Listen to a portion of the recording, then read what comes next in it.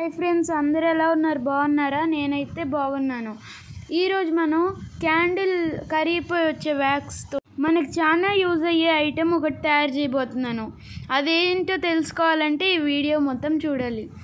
అయితే ఫస్ట్ మనం కింద పడి ఉన్నది మొత్తం గీరుకుని అది మొత్తం ఒక గిన్నె లాంటి దాంట్లో వేసుకోవాలి.